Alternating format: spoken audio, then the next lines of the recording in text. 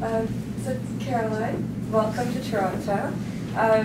It's always, for me, it's always really nice to see other women, successful women, directors from the world, because it's just such a difficult, brutal industry to access. And what I would love to know is why you decided to, and how you decided to become a writer and director, because those are two things that you don't see often of with women. Yeah. So I'm curious to understand what that first spark, how that first happened for you. I was definitely not one of those people who knew already with 10 years that they want to become filmmakers, that go to the movie theaters every single free minute, and who know the film history and who know a lot about movie making. I grew up in a little town close to Frankfurt in Bad Nauheim, and we had one little cinema, and there were only really bad movies running, and there was not really an offer to see interesting film culture. My parents have nothing to do at all with arts whatsoever. They ran a restaurant. They had a restaurant in Bad Nauheim, and I grew up as the daughter from a mom who worked in an office first and then helped in the restaurant, and my father was a cook and a waiter, and he worked there. And so I had no influence from the art side at all. And when I was 16, we moved to Munich, and in Munich I worked sometimes as an extra on the film set just to make some money as a kid, when I was 16, 17. And after I finished school, I went for a year to America and worked as a nanny, and I still didn't know what I wanted to do. What I always knew is that I wanted to do something that has to do a lot with worlds I don't know yet. I'm a very curious person. I love to go to places that I have never been before. I love to meet people. I like to be curious and have the permission through my work to be curious, you know, and to step into worlds I would never enter otherwise. And I always thought maybe I'd become a photographer, or maybe I'd become a journalist or whatever. But I never really knew anything about movies. But when I came back after my year in America as a nanny, I worked again as an extra on the set, and then I thought, a cameraman or camera woman would be an interesting job maybe to do. And I asked on one set, I asked the cameraman, Gernot Roll, he worked on a Peter Beauvais film there, a TV movie, can I come for the next days and look a little bit how the set works, you know? And then he said, yeah, sure, come and join us and learn something. And then I did that, and I found out, okay, camera woman is maybe a very tough job, and I don't know if I'm really right for that. And I grew into the whole filmmaking process. I didn't know anything about it. I really stumbled in that whole field. And then Gernot, this cameraman, opened me one door to the Bavaria Film Studio, so I could do an internship in the Bavaria laboratories and in the editing rooms. And then I thought, okay, that's all interesting, but I want to initiate my own things. I don't want to serve somebody else's idea. I need to be able to be in a position where I can express my own ideas. And then I dared to apply for the film school. And on the film school, there were people around me who knew already so much about movie making, about what they like about movies and what they hate about movies, and they knew so many movies, and I was completely intimidated, and I thought, I'm wrong here. They know what is good and bad, and I don't know anything. And then we started making movies, and I always tried to be very personal because there was nothing else I could talk about. And so I began to really enjoy being able to do my little 5-minute, 10-minute movies with personal little ideas, and I grew into that whole position of writing your own ideas, directing them. It was never my plan. It came to me somehow. I could have been somebody else. I could have lived a different life. I could have been a journalist or something else. And what do you think, looking back now, was your first real break into that first feature? What of yours? Like who would have given you that first real? Because in my experience, when you've made a lot of short films, and you always need someone to, like one person or something happens in your life where you go down that path of someone will give you a break. Did that happen? Help? Yeah, like help. Yeah. I can't really say that for myself, that this was one person in my life. It is really, I really went step by step, and that the good thing, or the really the overwhelming thing, was that every step was always at the beginning everything seemed almost so easy. I did my little examens film, 40 minutes at the film school, and I showed it on one festival and won a little award, and then. But it never led to the situation that people offered me screenplays. I finished film school. I won some awards with my short films, but nobody really said, "Hey, great, you're a diploma filmmaker now. Come on, do this movie for us." So you have to write them yourself. I had to write my own screenplay, and that I did for a long time because there was nothing else to do for me. I worked a very long time on the screenplay of Beyond Silence. And I had support from many sides. Many people were helpful, but nobody really wanted to invest money. Nobody really believed that this is going to be an interesting movie or a commercial movie. And so, I don't know, I really, then I found producers, then I had a very small budget. I worked for almost nothing. My first movie was really low budget. And it was extremely successful in Germany, and that, of course, changed the situation. That, of course, was very good to start a career on that, to make the next movie. And so you used that movie to capitalize on your next movie, and that was No, that was a children's film. Pünktchen and Anton, after a very famous German children's book from Erich Kästner. It's called, I think in English they called it Anna Louise and Anton, or something like that. It was a small, which was shown here on the Sprocket Festival. So, yeah, that was after all those people expected so much from me, I had the feeling, I don't like that pressure. Why was that first movie so good? Because I was completely by myself. I was, with me. It was my story, and I didn't want anybody to give me advices. I didn't want anybody to expect things from me. I didn't want them to say, okay, the next step, the best step you have to do is this one, and make a bigger movie and bigger and bigger. I didn't want that. I wanted to be as free as I was before the first movie. That's actually something really important to talk about, is pressure. Yes. Like how do you, now that you're so successful, and you've had so many great successful films, how do you personally deal with the pressure? Do you put pressure on yourself when you're making your next movie? Like, do you have? It's always, you have to find out about yourself. You have to find out what is it that you really want, and what is it that others think that you should want. Like, for example, after the Academy Award, everybody thought what you should want now is make big movies in America. Hollywood movie. Yes. It's not possible that you don't want it. And then you start to feel a little bit like a loser if you really don't want it. Were you sent a lot of scripts? Not really so many, and I was sent some scripts, and when I said, well, that might be interesting, sometimes, they said in the next weeks, well, but you can't do it, it's already given to somebody else. So it's not that you get really official offers, so many official offers, where you really have a choice and could say, okay, I do this or this or this, and then it really happens. I mean, that is something I had to learn. In Germany, we have the subsidy systems. Bravo, really, really beautiful. They come from the screening. Amazing. Amazing. Thank you. Thank you.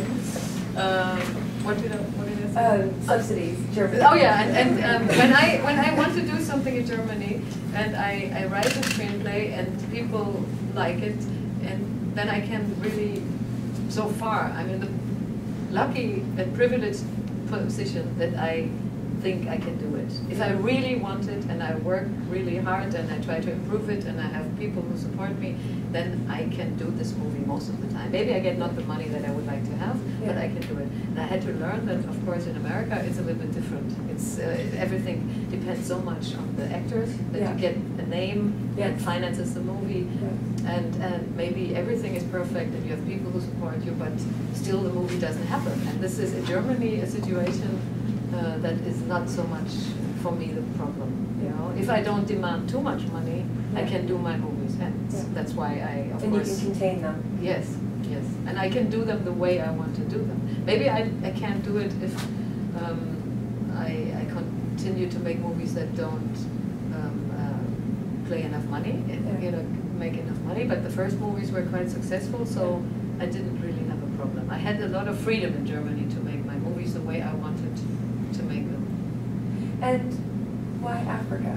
Why? I mean, Kenya is so beautiful, and now Morocco. Like, what is the passion for? Because I get it. It's beautiful, and it's, you know, if you can set a story somewhere. It's like, I think filmmakers tend to have very adventurous souls, and so if you can set a story in another part of the world, go for it, because then you get that the originality and also the adventure thrown into it. But for you, why was it Kenya, first of all? It's funny, I can't really explain what it is about Africa. I am in Africa and I feel comfortable there, even though it's not a continent that really is so comfortable. Your films look, the thing is, I love Africa too, and I love the Middle East, and I from watching, you know, your beautiful film, it's obvious that it's a past life. You're there from past, like you're so comfortable in the way you've told the story, that you've got the eye, and just the way you work with the cast, and it's just so beautiful. Yeah. And so how do you? It's not only the beauty; it's something about Africa that moves me, that really speaks to me when I'm there, and I also see the not so beautiful sides of this continent, the poverty, the dirt, and I always try to show that too in my movies. I don't only want to show the beauty, and I don't want to, certainly we all don't want to produce cliches about those countries that are certainly not only beautiful, but I like the people. I have a connection to the people. I know that there is a lot to discover in Asia, and there's the whole world out there, South America, but I don't know, I would feel like a foreigner there, and I don't feel so much as a foreigner in Africa. I don't know why. Have you been there before? Like before? Yes, I traveled a lot when I was young, and I didn't have a child yet. I was traveling a lot, and I was a few times in Africa too, and as a tourist, you know, but I always were pretty fearless. Maybe that was also naive, but I felt in Africa, I felt quite fearless. Even in South Africa, which is pretty naive because it is dangerous, and also in Kenya it's dangerous. It's much more dangerous, for example, than in Morocco. We have so many prejudices towards the Arab world or the Islamic world, but I felt, and I know that it's more dangerous, and it's a little bit stupid to walk around at night through Nairobi. It would be just stupid. And it is not so dangerous to walk through Marrakech at night. It's not a big problem. They don't really do anything. It's true. To you. They wouldn't rob you for, no. And what was your experience working with, I mean, specifically in Morocco? Like, what was your experience? Did you work with a predominantly, like a non-German crew, or what? How? No, I have many women in my team. My camera woman is a woman. The camera woman is a woman. And my art director is a woman. And the editor, okay, she wasn't on the set, but I have in leading positions many female partners, friends, crew. And for the Moroccan people, it was interesting to see how we work. And they I don't really think they considered us women, you know, they considered us Europeans, because sometimes they would, I don't know how your experience was in Cairo, but they wouldn't let their women talk that way to them, I guess. Right. They were a little bit sometimes intimidated by my camera woman is a tough lady. She's really a tough lady, and she had those huge lightning eyes there, and she was really she knows what she's doing, and she has no time to lose. And this is something very German, you know. Okay, come on. Good morning, we have a lot to do, let's get going. And they would rather talk a little, have a tea, and get to know each other. And, but the sun is setting. Come on, take it easy. Smoke something with us. And everyone, no, we're working. You know, it's funny, my experience in Cairo, I actually thought that I would experience a lot of sexism. And I'm Arab, so I thought, okay, I'm going to, there's going to be some issues, there's going to be some problems. And then I was so embarrassed because my Arab crew was amazing. They saw me as, they had no problem that I was their boss. I mean, well, that's interesting because I thought maybe it's different when you come from their cultural environment. I think, I don't know. I don't know what it was. I think honestly it was because they were so proud of the. I think they saw me as one of their own. I was also an Arab, even though I was Canadian, but to them it didn't matter. And so they were really happy that Do you speak Arab? I speak fluent Arabic, which by the way is the only reason why we survived Cairo. Because it's called, you know, bakshish heaven for a reason. It's like, you know, you bakshish everybody, but because I can speak Arabic fluently, and I'm from Syria, I was able to just talk my way in and out of constantly getting almost arrested. So it was fascinating. But I think the difference, because we came very close to going to Morocco, but because the movie was set in Cairo, and I really wanted to. Happen where it happens. We have censorship problem. We have censorship, like a censorship woman on set in Cairo, but I don't think Morocco. But in which way? Why your story is not so political? No. What did they complain? I had to write a completely different script for Cairo Time. Really? Oh yeah, it was like. But you don't have any sex scenes or any political. It had nothing to do with. I actually thought, okay, you have to avoid sex, you have to avoid certain things. But to them, to the censorship police, what they were looking for was, for example, whether or not I would show how I showed Cairo, how I portrayed Cairo to a Western audience. So, for example, there's a scene in the movie where my character walks into the hotel, opens the doors, and steps out into the balcony and looks at the Nile. And my censorship woman was like, no, close the doors, keep the air conditioning on, because you have to show the world that you have air conditioning. So it was. You're kidding. And then she was upset with me that there was no kiss in the movie. She was like, "Are you kidding me? There has to be a kiss in the movie." So it was very. I always wanted them to kiss too. She was right. We want kisses. Cairo Time Part 2. No, but I understand completely why you didn't do it. Yeah, of but course. In Morocco, there's no like. Yes, but there's no censorship, right? There is a kind of censorship. You can. One thing you cannot do. Absolutely, there's no way you can talk about the king or the family of the king and use it in a difficult way. Yeah. But they are pretty liberal because they know if they are too difficult, then people don't come. And they really want this country. Morocco is a film country. They really want people to shoot there. And they got used already to certain discussions, and they are pretty liberal. I mean, nobody really wants to play policemen in Morocco anymore because they are always the bad guys. and they don't like to read that in the screenplays, those people who are from the censorship. And they always, the Westerners always come and complain that you can, how do you say, bribe? Bakshish, Bakshish, the policeman, and they always ask for money. You can in Morocco? In real life? You can, of course. Oh, okay. They ask for money all the time. But you shouldn't always show it in a movie. But it's so obvious. It's so crazy. You get stopped with your car on the street all the time, and they say, your mirror seems wrong. Yeah. And you know, okay, how much do you want? Yeah. You know, it's always about money, money, money, money. Yes. And, but they try to change that, and they really try to end corruption and all this. But it's very difficult. But they are very tolerant with the censorship now. They are really because they know they don't want to lose this position. They are the one big film country, I think, in this region. And if they did problems like this for an open window, people would think, no, you can't work in Morocco. Then we don't go there. Yeah. And so you didn't have difficulty navigating that society, the film infrastructure in Morocco as a woman at all? Did I have problems? Not really, not with the team at all. The team members, the crew is very open, they are used to Americans coming, making movies there, German people doing a lot of television there, and they are very supportive, and that was not a problem at all. And the problem were sometimes on the streets. You have to be, you have to, I mean, this is so normal. You have to give the feeling, you have to give the people the feeling that you respect them, of course.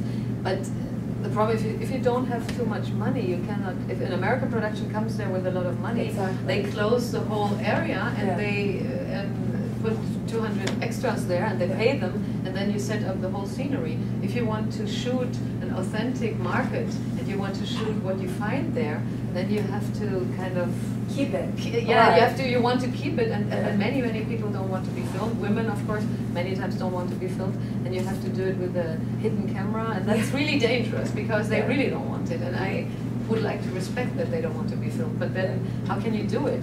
So this was always the biggest problem. How do you set up a world which is perfect artificially? Or do you sneak in and film it secretly? So what did you do? Both.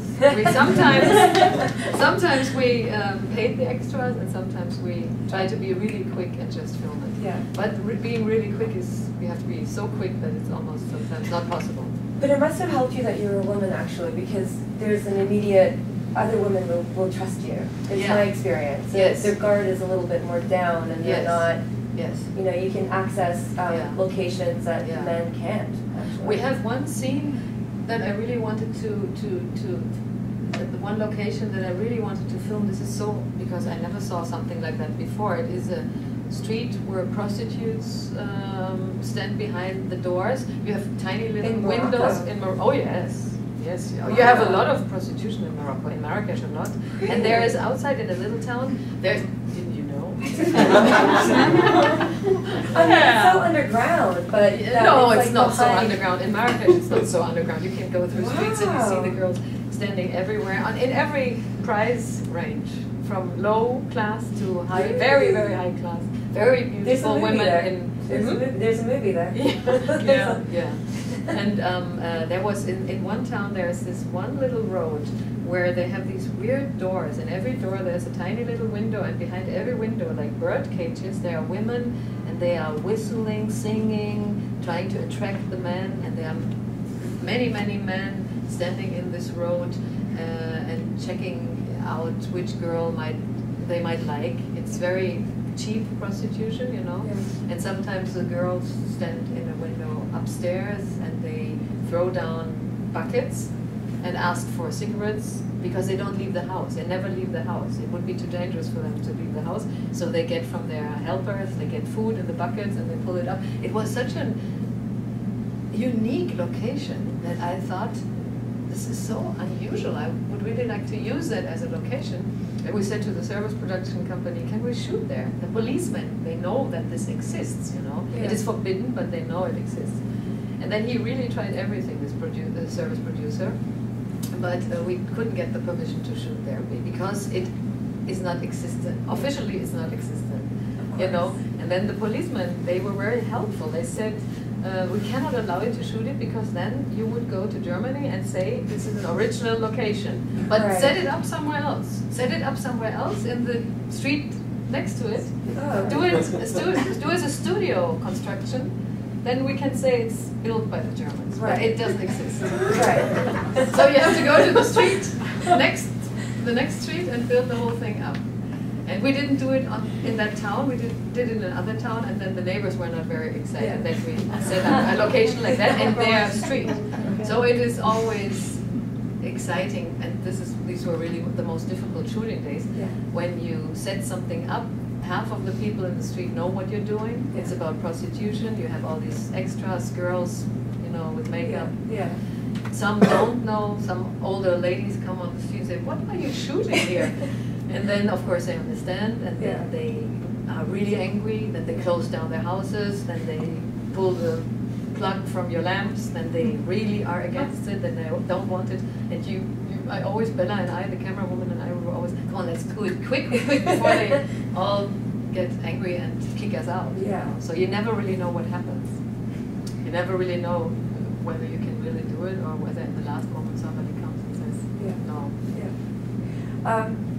I'm curious, how do you, because making a feature film takes often a few years, and it's obsessive, and there's always you who's on your own trying to, you're like a mule pushing it forward. How do you get obsessed with an idea? Like, how does it come to you? I always start with characters. I always start with the how do you say, figures? No, characters. Characters. The characters. The first thing I always think about is, what is the constellation? Sometimes you get a book and there's one protagonist, and this one protagonist is good in a book, but I always think in theater, in cinema, you need two people. You need, that's in your movies, very obvious too. Yeah. You need somebody, you need your hero maybe, but there has to be a very strong other person that confronts him or her. It's relationships. It's always about relationship. In literature, you can have one person meeting many, many different people, but I always believe that a strong cinema movie has to be about two or even more people. And so I always think about who's confronting whom, who is the protagonist, and what is his person that he wants to win or be close with, or what is the constellation. This is always what I start with. And then there is this inner this inner substantial emotion, what the movie is about. Like in my new movie, it's a father and a son who don't know each other, and the boy wants to get to know his father, but hates the father, and the father thinks it's not important, and then he finds out it is important, and it's like a love story that they have. Or in my other movies, it has always been about families in my movies. So it's always about trying to be close to the people that you really love, and that they belong to you, and all this. And then this is the inner substance, and then there's this outside world that makes a movie for me attractive as a cinema movie. Yeah. It doesn't have always to be. It doesn't always have to be a foreign country, but it should be a world that is attractive in a certain way for the audience. I think it can also be the world of deaf people. In my first movie, Beyond Silence, it was a world in Germany that people don't know. It was the world of deaf. How do they communicate? How does everyday life work when nobody in the family is hearing? How does that work?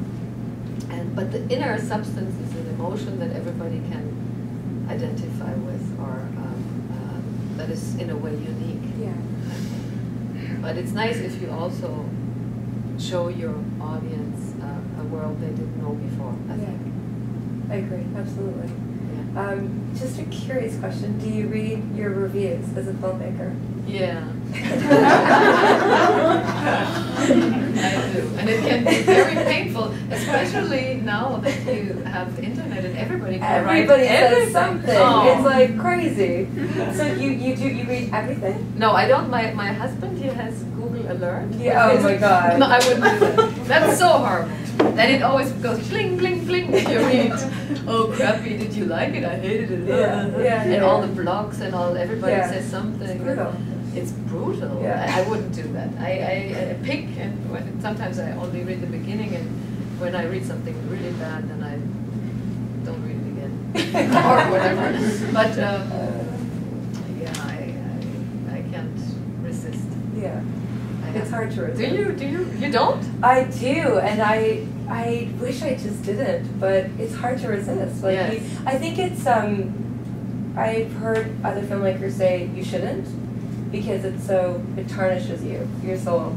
But at the same time, I think it's good to see what's I hate the idea that other people know something that I don't know. Exactly. I wouldn't like that. I'm the same if way. I step on the street and everybody knows, today in the newspapers, what a bad review, and everybody knows it, and I walking like, there whistling and don't know anything about it. And they look at you like, did you see that? And that's what happens. Like, did you see that? Yeah, but the good reviews are nice. Oh, the good reviews are great. Yeah. I read one bad review after the Munich Film Festival when I showed this movie in the internet. I was devastating, and then my husband came home with a very important German newspaper, and he was really sweet. He was like, "Look at that!" It was a huge picture and a positive review. Yeah. And okay, that's good.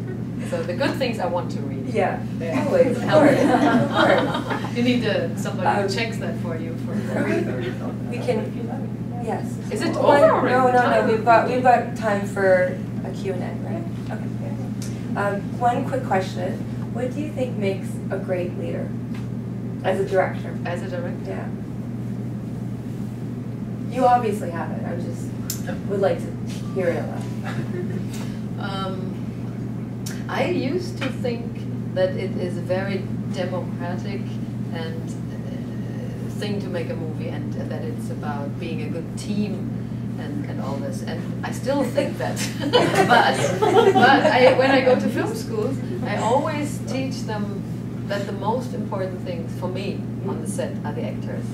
And if you feel that you have to protect your actors because it's getting too hectic around them, or there's too much distraction, or there's fighting going on between the makeup girl and the whatever, then I would always build a fence around my actors. Yeah. I give them the feeling whatever you need you get. And if anybody gets on your nerves here, he's kicked out. So I love my actors so much that I allow them to be complicated and difficult. And to make good movies, I think you have to stand there and protect your actors because they give you so much. Yeah. And of course, I think that every driver, every coffee cook person, and everybody in the team is important. Of course I think that. But I don't really believe that filming is a democratic, or that everybody is the same. I believe that this is the kind of hierarchy,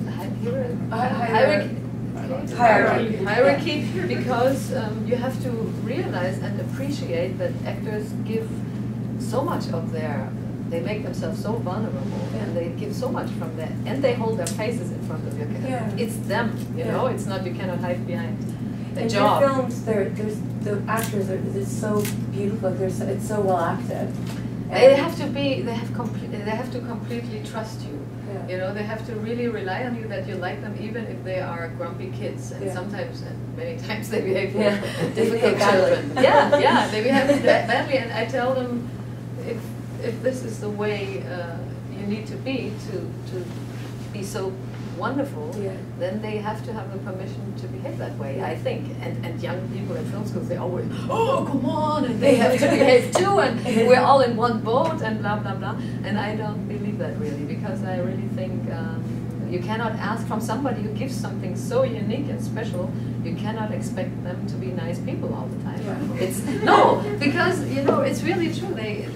If you like to work in nice teams and with nice people, then you shouldn't make movies. Because many very complicated people come together. And they are not complicated because they think they have the right to be complicated, but they are complicated because that's why they are so good at what they're doing. If they were only sweet people, they wouldn't make movies.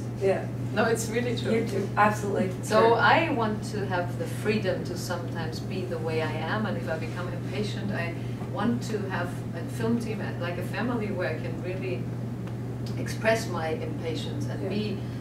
I'm not 100% under control all the time, you know, and I don't want to be. I want to be free, and I want to be loved anyway. That's what we always want. We want to be who we are and still be loved, like from my parents or from my husband, and from from my child, and my child wants to be loved no matter how naughty she is sometimes or whatever. And I think in film teams you have to be who you are, otherwise you can't make honest movies. Wow. I think it's so true. I think. But of course, I think women, and I wanted to ask you that too. Well, I think women tend to worry so much about their perception. They always want to be sweet. You want to be liked. And yes, you want to be liked. You don't have time to be liked on the film set. It's like you need to, it's like you need to get your film. So it's not a popularity contest. No. And I, my crew and my cast are very loyal to me. Yeah. But I'm not, and I'm a very nice person. I'm Canadian. But at the same time, like, I've learned you have to say no, actually. Yeah. And you have to, for me, my eye is, how do I get my movie made? Yes. And you can't be nice all the time. Yeah. And men never really think about things like that. You know, they really. But it is really the difference that also other people react on certain characteristics differently, whether they come from men or women. Like when somebody is demanding, in a way, aggressive, self-secure, or whatever, they consider that a positive a characteristic for men, and they consider that a negative thing for a woman. So this is something that I thought a lot about, that we have another pressure there. I want to be a nice girl at the end of the day. I want to be liked, and I want to be a nice girl. And I can be very generous with other people, because like I said, I accept that they are complicated people. But with myself, I'm sometimes very strict, and that I don't feel good. I can't sleep, and I didn't listen. She wanted to tell me about her family, and I didn't listen, and I feel so bad. And it's probably stupid. I don't know. I guess we should open it up for questions. Does anybody have a question? Yes. I'm very curious very often how you find your actors. For example, what gave you the idea to choose Ulrich Tucker for this like him as a character or this young man as a character? Is there any strategy you follow, or is it just like the people coming around and telling, I would like to, I read like a book or something, and I would like to play this? No, when you write a screenplay, when I write my own screenplay, I already think about who I might ask for the part when I'm writing it, and because that helps me write it, that I have somebody in my head, even if he or she doesn't do it at the end. It helps me thinking about one concrete person already. And there are not limitless many wonderful actors in Germany. It's a small country in a way, so there are not so many I would ask, and it's just a creative decision, you know. You think about what would he or she add to this character that you describe in the screenplay. How would the person change your idea? Maybe, you know, what would they bring to it? And you know, it's like, for example, the boy in my screenplay. I didn't have anybody in mind when I wrote the screenplay, because there are not many professional young people. And I described in the screenplay, I described a 15-year-old, very shy guy with braces and pimples in his face, and you know, in puberty, still not grown up, a boy, a child.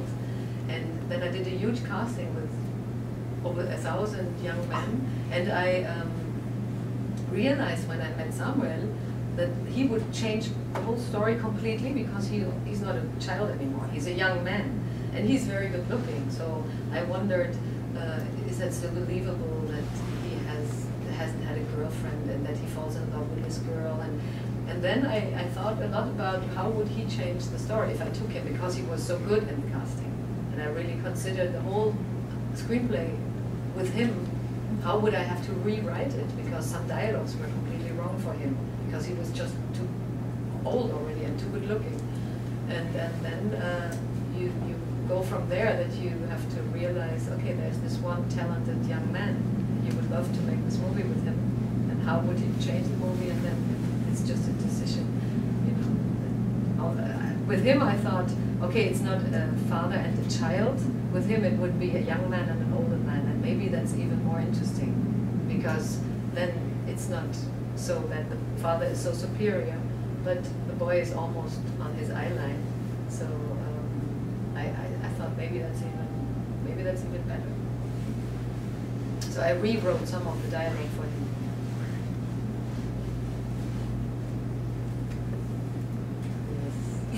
Any more questions? Carolyn, what are you doing next, actually? Do you have another project that you're working on after this?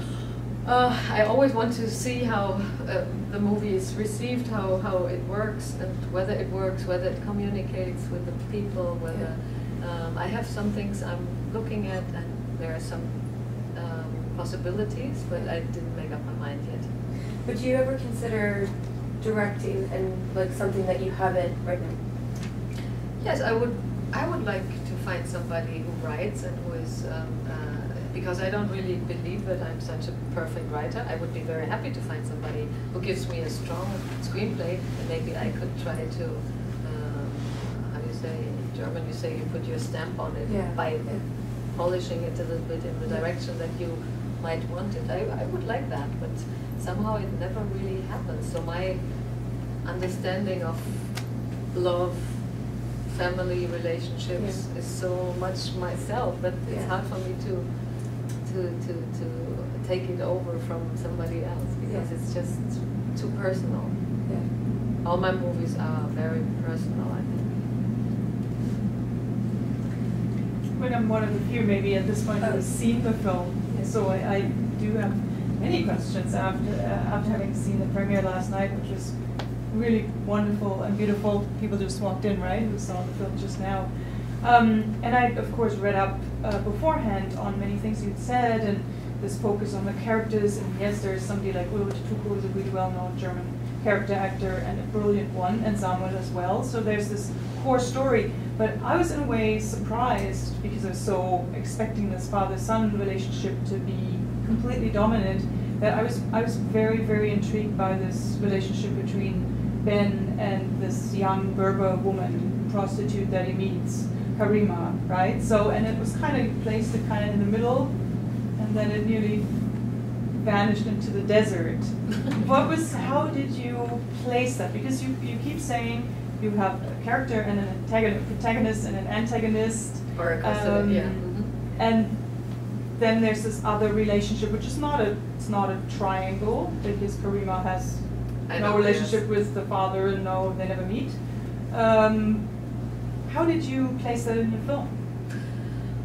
It's for me it is true. It is a little bit of problem, because it divides the movie a little bit in two halves. That at the beginning we show a lot with this, how this boy falls in love, how he follows her. It's always about the father and the son, I think. But I wanted it also to be the journey of the boy, and love, and this opportunity to follow this girl outside of Marrakech to where she comes from was also a way of him, provoking the father so that he finally comes out of his comfort zone and is forced to follow his son. And I think unconsciously the boy falls in love with this girl and follows her outside of Marrakech because he wants his father to follow, because the father doesn't look at him when they are together in Marrakech. And so he needs to do something drastic, I think, something extreme to make his father, to get his father's attention, and he challenges his father by going with this girl. But yes, the girl is the part is a little bit too big for being a supporting part, and then I know, but I never really cared so much about the whole construction. I always thought, okay, this journey leads him there, and then leads him there, and leads him there. So it's flowing. It's a little bit flowing. It's not a bit of a Fata Morgana that draws them out into the. No, she's important because it shows also what family means in this culture, and so when it comes again to describing his relationship to his father, I think he learns something through, even though the family treats her in a rough way, still she says, but it's my family, and this is the ones I have, this is the only family I have, and this is the love, and it's not discussable, it's not at stake, it is my family, and it will always be. And I think it teaches him a lesson too, that you cannot get divorced from your family. There's a question. Well, it's just coming back to your remark about that all your films were personal stories. I was wondering is there a special one where you say this is my favorite or this is I have a very close connection to it? No, it's really when you make movies, you have children and you love them all, even if they have ears like this or something's wrong. But you know, you just love them. I can't. I like moments in my movies. I don't like every moment. Sometimes when I see my movies, I have these scenes or these moments where I think, I never liked it. It was difficult on the set. It was difficult when we wrote it. To edit it was difficult. That didn't really work well. And then other moments that I like and I'm proud of. But I don't have whole movies where I say I like it more than others. On the opposite, I get defensive when everybody in Germany always says, "Oh, I loved your first movie. It was so beautiful." Then it's like, yeah, but look at the other ones. They're pretty too. They're nice too. You know, when you start to hate this one child that gets always praise and the others. Well, I mean, you know, you talk about the films being very personal, and they are. But what's interesting is because you look at some filmmakers, and when they make a film that's personal, it's very much, you can tell it's an experience that they had, that they went through, and they're telling their story. Your films are extremely personal, and yet, knowing the films as well as I do, none of them are really stories that come out of your personal experiences. You know, they didn't. I don't think you grew up around a deaf family. You didn't experience the Jewish family that immigrated from Berlin. You know, they're again, this is a father-son relationship, so I don't know where that comes in your experiences. And the family dealing with the great grief of the death of the. They're all very intimate. They're all very personal, but they're not. You know, you look at like. Oh boy, and that's the story, that's the German slacker, that's Jan Ole, that's his story. You know, you're not telling your story, but yet they're very personal. Can you talk about that? Yes, it's a good question, David. I think it's funny, when I did my first movie, and this is the story about this hearing girl with deaf parents, when my family saw this movie, they said afterwards, all of them, my mother, my father, and my sister, they said, it's such a Caroline movie. It's so much you. And it's not that I am this girl of deaf parents, and it's not that but I am as I am, in the part of the aunt who's complaining and whatever. I am in this father, I am in this girl. It's the way of looking at the world, I think. It's your view onto the world. It's a spirit. It's I don't know how to describe it. It's the way I show children. I talk about childhood. It's those details that repeat themselves. It would be kind of sad if I could only tell my own life, and my life has not been very interesting, I think, for a large audience, because it has been a nice protected childhood. There's nothing really anybody would pay €8 or dollars for to see that, you know. But I think the way I talked to, the way we spoke as a family with each other, the way we loved and hated each other sometimes, the way we feel in general is what is personal in my movie, because that's what's in those films, in their inner substance, you know. Like I said earlier, I always believe there's this inner, how do you say that in English? Der innere Kern von etwas. So, I mean, the Goethe-Institut, there must be the essence. The essence, you know, the inner essence of the movie is very personal. That you love your family no matter what happens, you know. That there is this strong desire to be close to the ones who are your family, I guess. And then there's this outside world that I research and that I get to know for making a movie. But the essence of it is a perspective and a view onto life that has a lot to do with myself, I guess. I can only describe it this way. And I can identify with a father as well as with a mother. I can identify with the deaf father who is afraid to lose his child, because they are humans, you know, they're humans. And I think this is the unique part of telling stories, that you, as a filmmaker, you have to know a little bit about emotions and feelings, and then the world that surrounds it, I have to research, and I get to know as, you know, And I learned that by writing the screenplay and researching the world that I'm talking about. Good answer.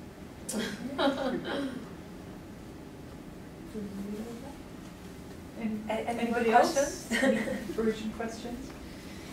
So I guess that's it. Thank you so much, Caroline. Yeah, thank you.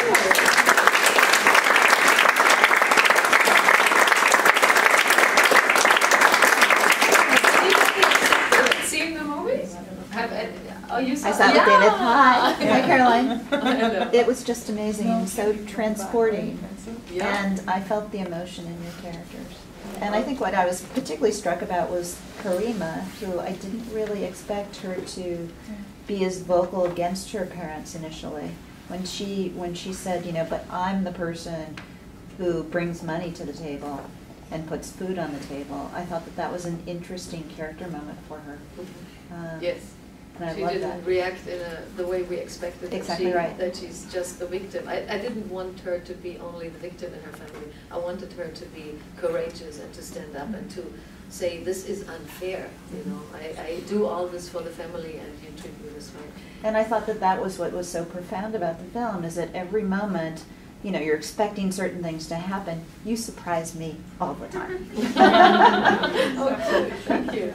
Well, and I thought beyond the fact that you deal with these emotions, and they are emotions that everyone can relate to, you know, because they exist in all people all over the world, but transporting us into this world, I've never seen anything like it. I mean, it was really fascinating. So you did accomplish that by taking the human story and setting it in some way. I mean, it feels like an epic in a big movie, you know, like Nowhere in Africa did, by transporting us into this Marrakech today, and then taking us into the desert and all the world that we went into, and using a lot of, I'm sure you used a lot of local people who are not actors at all, Yeah. and yet they feel so real, you know, and so it just has a character quality that you're not going to see in anything. You know, it's very, very different and very unique, and so it's worth anybody's euros to see this, because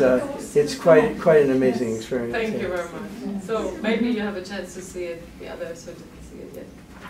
And we'll see it in theaters, I'm quite certain. Let's hope so. Canada. Yeah. Okay. Thank you for your interest.